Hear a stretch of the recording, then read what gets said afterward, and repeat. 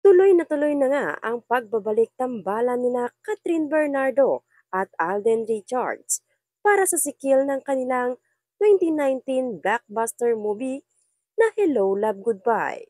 Kinumpirma ito ng Star Cinema, ang movie production ng ABS-CBN at ng GMA Pictures ngayong May 19, 2024. Bago ang formal na anunsyo, nagbigay na ng pahiwatig ang Star Cinema at ang GMA Pictures sa pamamagitan ng social media card na may text na "This is finally happening." Ang salitang finally ay ginamitan ng typeface na ginamit sa poster ng Hello Love Goodbye. Ang magiging titulo ng sikil ay Hello Love Again. Nakatakda itong ipalabas sa Pilipinas sa November 13, 2024. Muling gagampanan nina Catherine at Alden ang kanilang mga karakter bilang Joy at Ethan. Si Cathy Garcia Sampana pa rin ang magiging director ng pelikula. Matatandaang sa Hello Love Goodbye ay ipinagpatuloy ng karakter ni Catherine na si Joy ang pag-aaral ng medisina.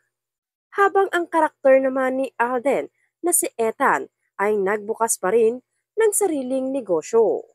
Dahil bitin ang pagtatapos ng pelikula, naiwan ang mga nakapanood nito sa maraming katanungan kung magkakatuluyan ba sila o hindi. Sa isang panayam ay sinabi ni Direk Cathy na maging siya ay excited na alamin kung ano ang magiging journey ni na Joy at Ethan sa bagong movie.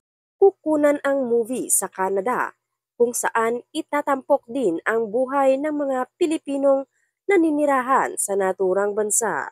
Ang Hello Love Goodbye ang highest grossing Philippine film of all time hanggang noong January 2024.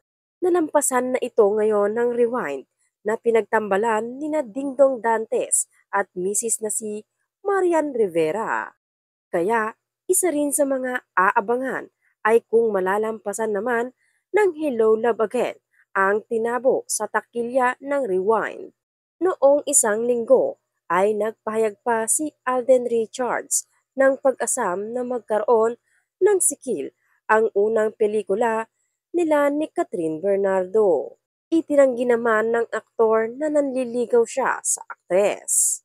Iikot ang kwento ng Hello Love Again 5 years after na mag-goodbye si Joy kay Ethan sa Hong Kong para ituloy ang matagal na niyang pangarap na magtrabaho sa Canada. Makalipas ang mahabang panahon, muling pagtatagpuin ng tadhana sina Joy at Ethan sa Canada.